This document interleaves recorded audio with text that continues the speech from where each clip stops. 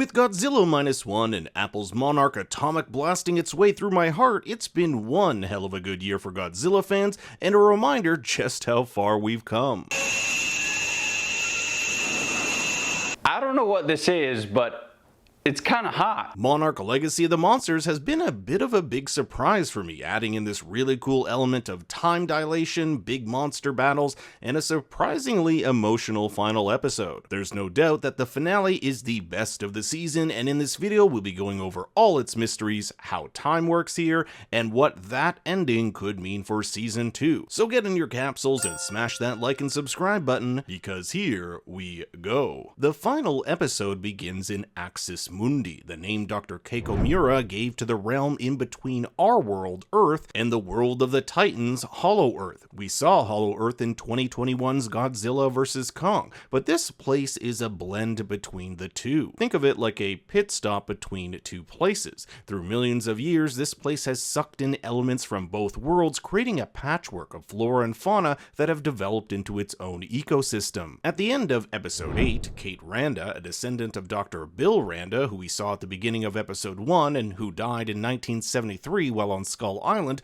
was sucked into a portal at an abandoned nuclear reactor in Kazakhstan. These portals connect our world to Axis Mundi and then to the Hollow Earth, but access to them is only possible when the energy around them has been stabilized. In episode 9, General Puckett explains the presence of a Titan can do this, allowing humans to travel through them safely, but harnessing a Titan is a completely different matter. Luckily, Dr. Suzuki developed what's known as a gamma emitter, which sends out blasts of gamma rays which attract Titans to it, allowing Monarch crew members to trail behind the Titans in these metal capsules into the worlds beyond. Both Kate and Keiko, however, didn't get here in the safety of one of these capsules. They made it without any protection whatsoever, proving that travel between realms is possible without the need for elaborate ships, capsules, or vehicles. But what Keiko doesn't know is that Kate is her granddaughter from 56 years in the future. That's because time works differently in Axis Mundi than it does up top. Now, the show plays fast and loose with how much time passes in our world for every day that passes in Axis Mundi,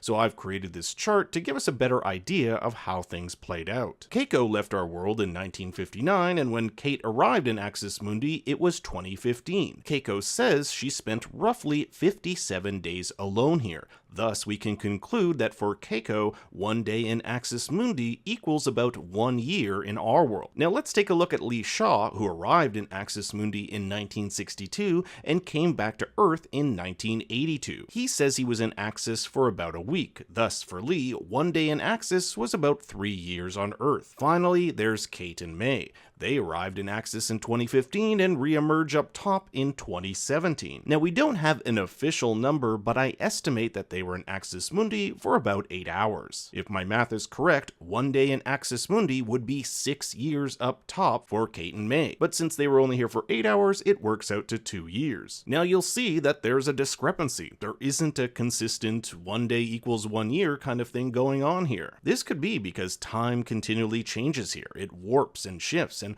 honestly, this is probably the easiest answer because it allows the writers some leeway, see what I did there, in shaping their story. Speaking of Lee, we get this emotional reunion between him and Keiko, although he's 56 years older than the last time these two saw each other. He and Keiko were once in love. That was before she started a life with Bill Randa. In episode 6, Lee risks losing all of Monarch's funding just so that he could be with Keiko, and from that moment on, Keiko knew Lee would always put her before anything else. Thus, things kind of come full circle when he'll later sacrifice himself so that she can live. But more on that and whether he's actually dead in a bit. With the arrival of Lee, we get some of the most emotional scenes in the entire season, and holy shit, imagine finding out all at once that your husband died, your son is all grown up, and this grown-ass woman is your granddaughter. It's more dramatic than an episode of Maury. We get to see Keiko's encampment where she spent the last several weeks, spending most of her time reconfiguring the gamma emitter that was left behind behind when Lee arrived in 1962. We can calculate that she found this emitter roughly 10 days or more after arriving at Axis Mundi.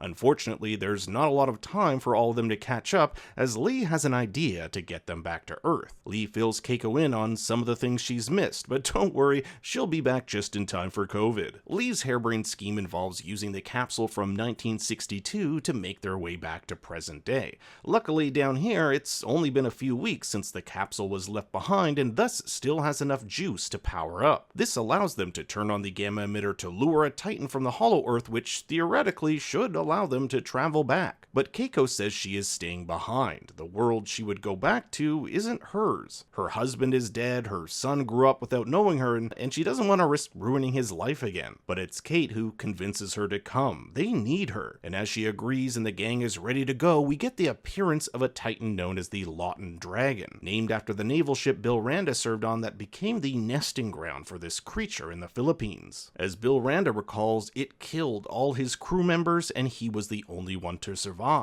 All these Titans appear to be a threat to humanity, especially Godzilla, who after G-Day became a massive threat, with places like Tokyo constructing makeshift Titan bunkers and evacuation routes. But Lee believes Godzilla isn't a threat, that he is actually a protector, and we'll see this come into play when Godzilla fights off the Lawton Dragon as they make their escape. This is a departure from Godzilla -1, where Godzilla is definitely the bad guy. During one of the dragon's attacks, a cable connecting the emitter to its power source is disconnected, and thus Lee ventures out into the chaos to put it back together. As the capsule is sucked into the portal, he knows that there's too much weight and that he must sacrifice himself if the others are to live. So he lets go, his last words being a thank you. And I love the juxtaposition of Kazakhstan 1959 and here, where we can see the two of them holding on to each other. This time it's Lee who lets go, but is he gone for good? Considering Keiko survived down here, it's entirely possible. First, he didn't necessarily fall from a huge height, so there's that.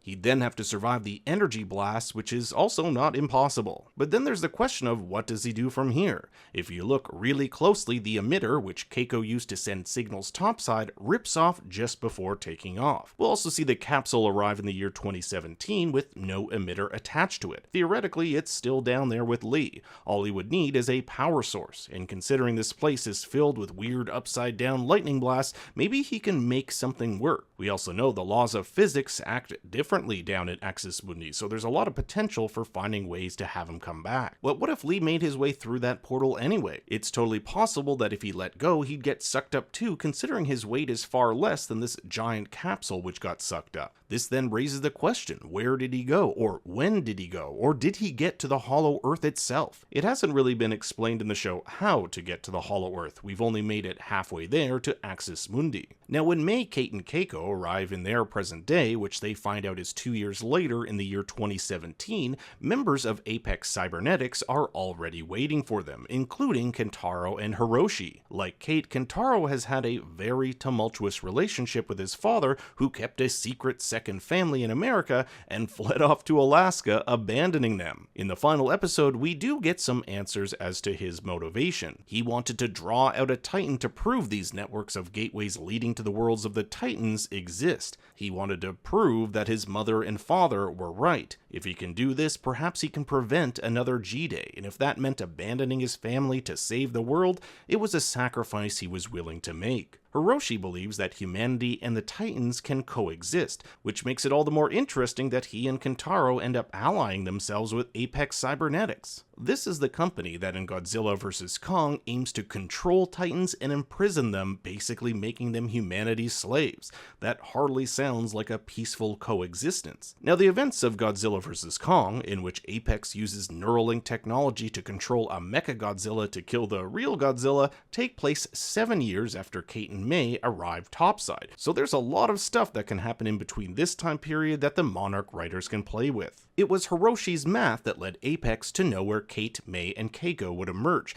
and check out this spherical device that almost looks as though it's either stabilizing or controlling some beam into the portal. Could it be some sort of new version of the gamma emitter or something else entirely? perhaps a way to control these portals. In Godzilla vs. Kong, we know that there's eventually technology that allows humans to travel to and from the Hollow Earth, so maybe this is a precursor to that. And after 58 years, Keiko is reunited with her son Hiroshi, who is technically older than her now and also gets to meet her second grandchild, Kentaro. But the presence of Brenda Holland here, the executive of Applied Experimental Technologies, is of serious concern to May. May used to work for Brenda and exposed that AET was conducting cruel scientific experiments on animals. At the end of episode 7, we learn that Brenda made some sort of deal with Apex Cybernetics, thus bringing her into the fold with Hiroshi and Kentaro, who are now working for them. An alarm siren goes off as May asks Brenda what the hell is going on, to which she replies,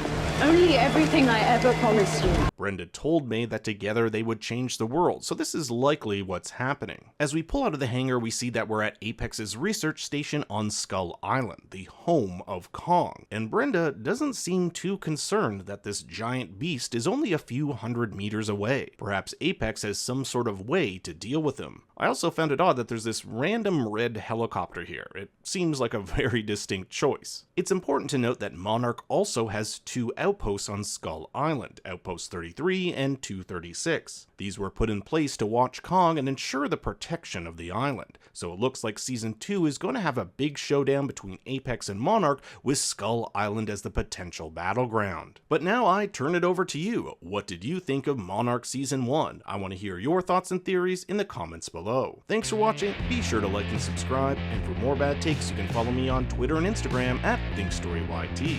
Until next time, remember, Daddy loves you very much.